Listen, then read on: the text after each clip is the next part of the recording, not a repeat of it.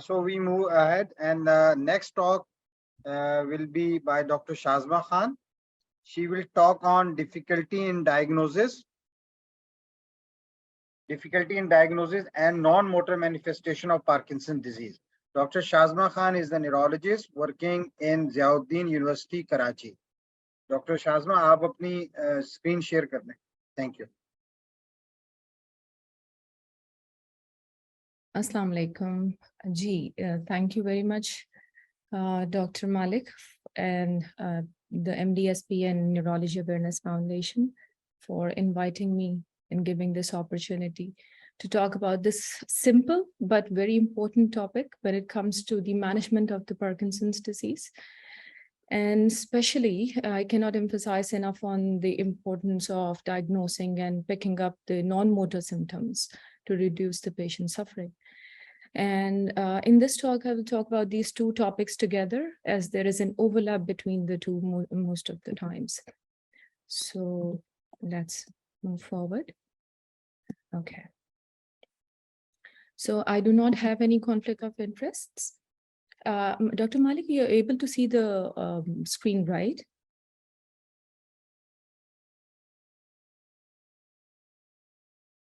Okay, I'm assuming yes. Yes, Dr. Shah. So, okay, thank you very much, Dr. Nabil. All right. So as we know, even after 2 centuries of knowing Parkinson's, 1817, the first essay on shaking palsy was written by James Parkinson. But ever since then, 2 centuries have passed, and yet the diagnosis still remains a challenge. And why is that so? Because the clinical features mostly overlap with other neurodegenerative conditions. And the second thing is that the tests or the biomarkers do not allow for a definitive diagnosis at early stages.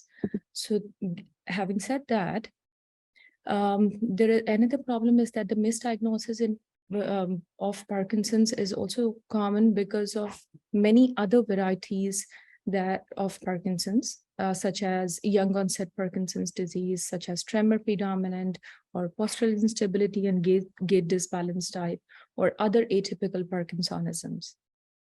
However, the clinical diagnostic accuracy still stands around 80%, but there is an error rate of about 15 to 25%.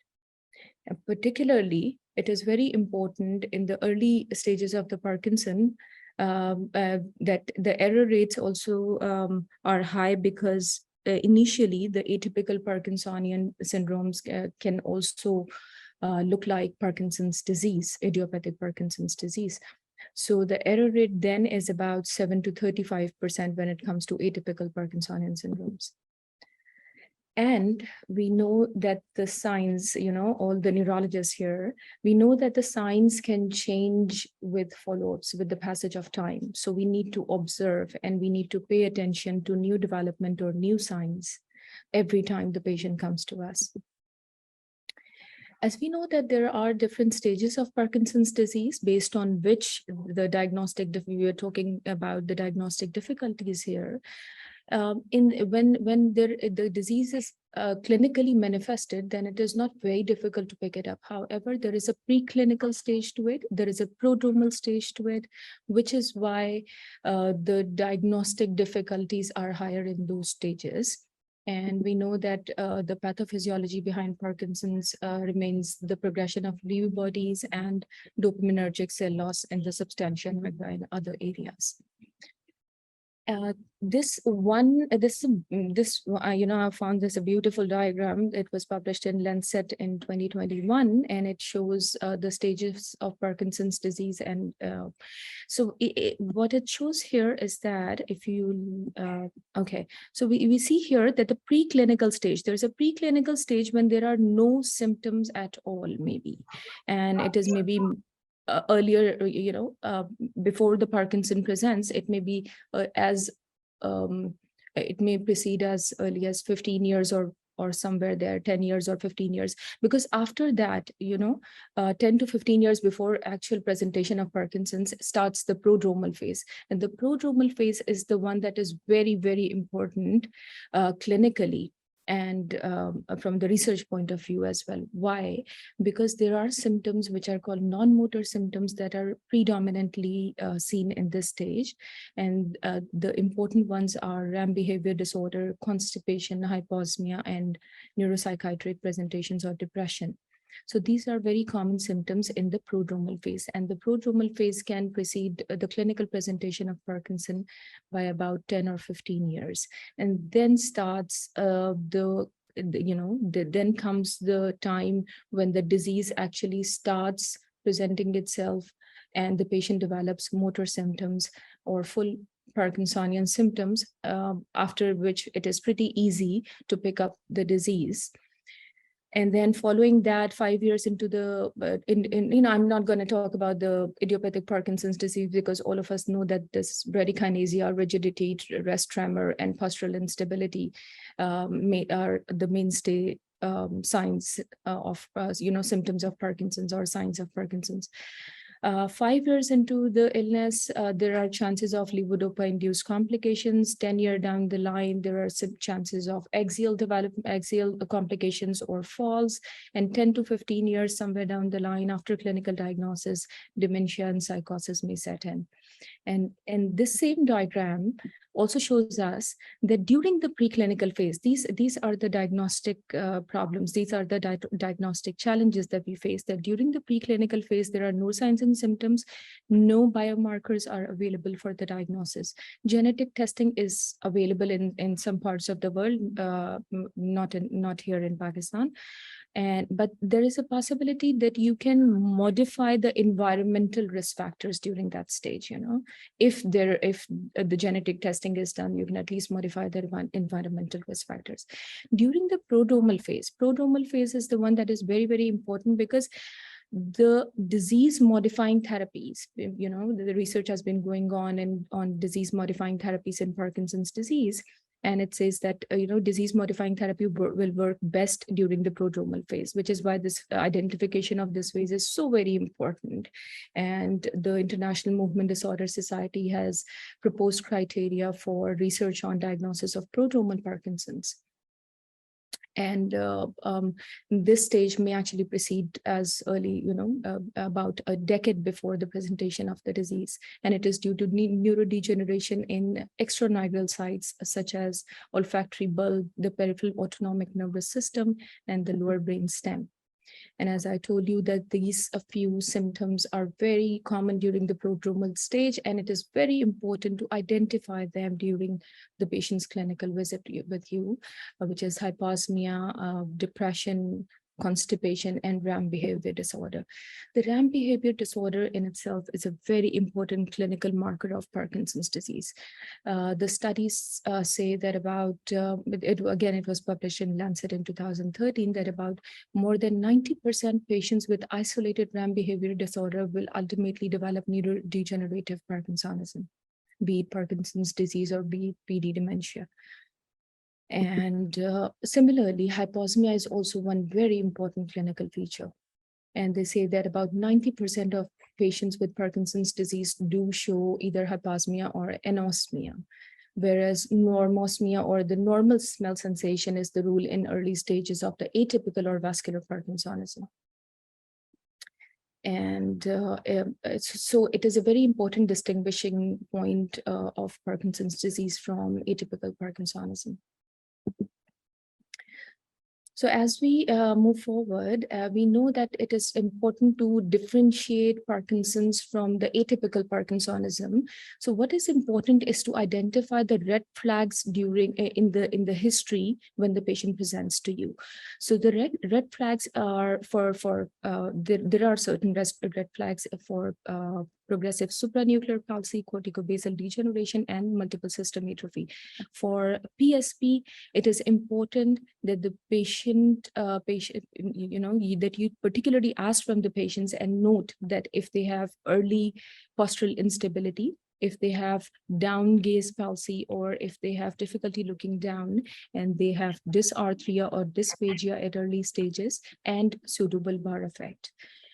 For a CBD or corticobasal degeneration, it is also an asymmetric Parkinsonism like Parkinson's disease, but there is early dystonia of limb, There is dysarthria and dysphagia at early stages. There is alien limb phenomena, and there is postural tremor, which is important. And for multiple system atrophy, there is early involvement of the autonomic system, which is very prominent, standing it apart, aside from the other Parkinsonian syndromes, or particularly from the idiopathic Parkinson's disease. And just like the atypical Parkinsonism, the one other Parkinsonian type is also important, and that is, you can maybe look in this video, that this young patient seems to have stooped posture, and looking at his hands, he has tremor, and he walks with reduced arm swing bilaterally, and you look at his expression, so he has decreased blinking and masked facies. But this person has Parkinsonism secondary to MPTP exposure. So you see that it can actually mimic just like Parkinson's disease. Or there are drugs which can lead to similar appearance of the patients, and you can, they can be misdiagnosed as idiopathic Parkinson's disease. So the drugs are also very, very common, which can lead to Parkinsonism, and there are few features that suggest that sets drug-induced Parkinsonism apart from the idiopathic Parkinson's disease, in which there is subacute onset or acute onset. There is absence of tremor generally, symmetric signs at onset. There is presence of other tardive syndromes, maybe absence of hyposmia, as I earlier mentioned, absence of sleep disorders or urinary symptoms, and 2 or fewer cardinal features of Parkinson's disease. And the common misdiagnosis of Parkinson's are if their lack of interest, fatigue, irritability, indecisiveness, sadness may be mistakenly taken as depression. Their decreased facial mobility, voice changes, stoop posture, decreased arm swing may be mistakenly taken as normal aging, which is very common here in Pakistan. And tremors may be taken as non-Parkinson tremors.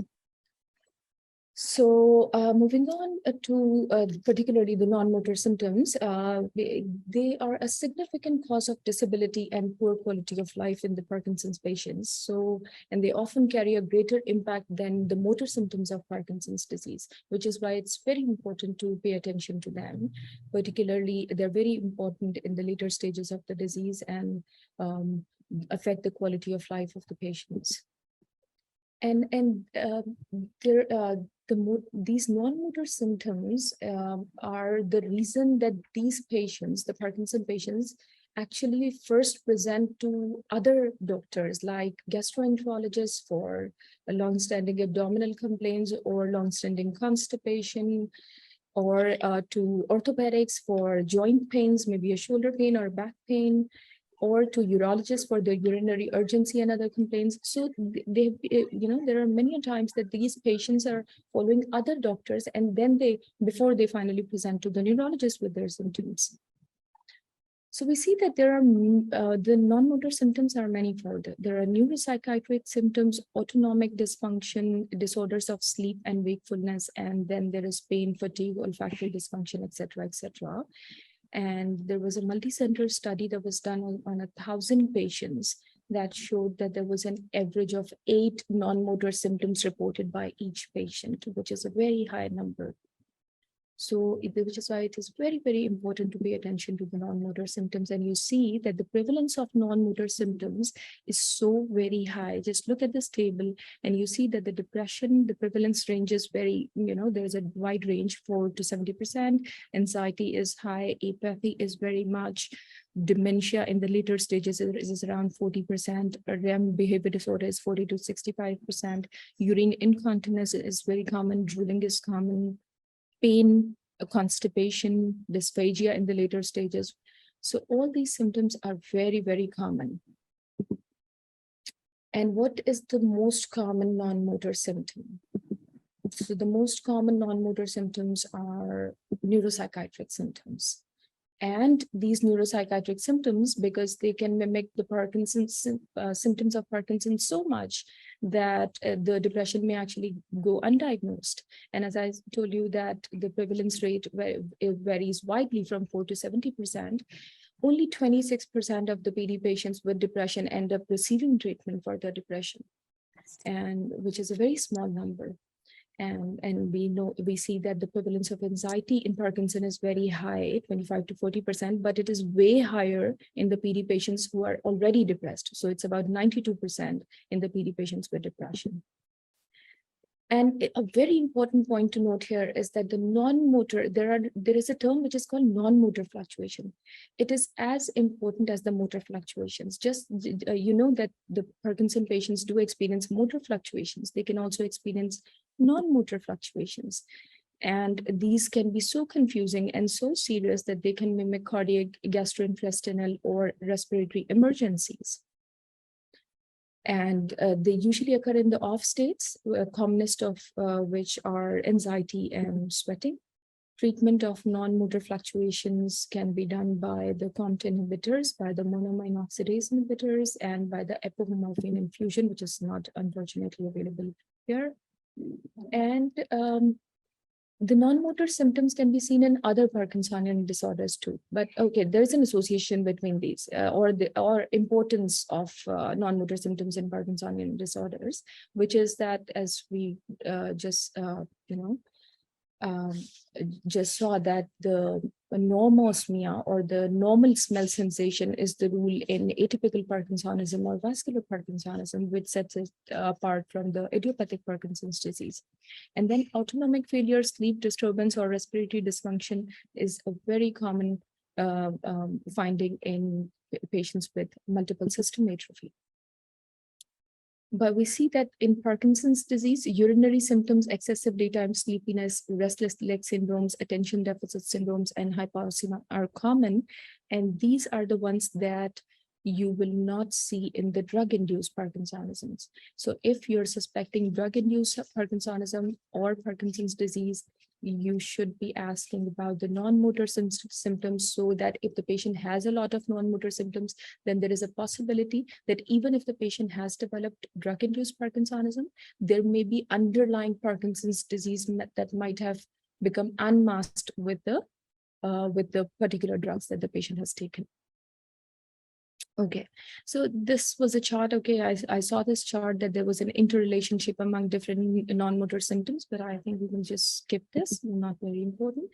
The important thing is that this is the relationship between non-motor symptoms and the dopamine replacement therapy. Why so? Because some of the non-motor symptoms appear because of dopaminergic contribution, whereas the others are due to other neurotransmitters. Hence, some of the non-motor symptoms do respond to the dopa therapy, such as your depression, apathy, anxiety, and off periods actually get better when you receive the dopa therapy. Similarly, in sleep disorders, your restless leg syndrome and periodic leg movements of sleep, or RAM behavior disorder, also get better with dopa replacement. Autonomic dysfunction, the urinary urgency, nocturia, and erectile dysfunction may also respond somewhat to dopa replacement. The GI symptoms of dribbling of saliva, constipation, and unsatisfactory bowel voiding may also get better slightly. And other sensory symptoms such as pain may also get better, or fluctuation-related pain also gets better. Fatigue may also respond to this. So, so the take-home point here is that we need to progress towards early diagnosis of the disease, particularly maybe either at the prodromal stage or the early phase of the clinical, clinically manifested disease. We need to observe closely for the prodromal stage as the disease-modifying therapy, which is which they're working on, will have their role, particularly at this stage of the disease. And we need to pay attention to the non-motor symptoms to reduce the patient's suffering and to improve the quality of life of the patients. We need to watch for the red flags to differentiate, to be able to differentiate between the Parkinson's disease and the atypical Parkinsonian syndromes. And we need we know that the signs can change with follow-ups, so we need to observe carefully, and there is no harm in revising your own diagnosis if things do not fit in. So we need to keep revising our own, keep critically looking at our own diagnosis. This was an important paper if you want to read about treatment, detailed treatment of non-motor symptoms of Parkinson's disease. This was a paper from the International Movement Disorder Society, and a very good one. You can maybe read that. And if there are any questions, maybe as Dr. Malik has said, we are going to take them at the end. Thank you very much. Thank you very much, Dr. Shazma.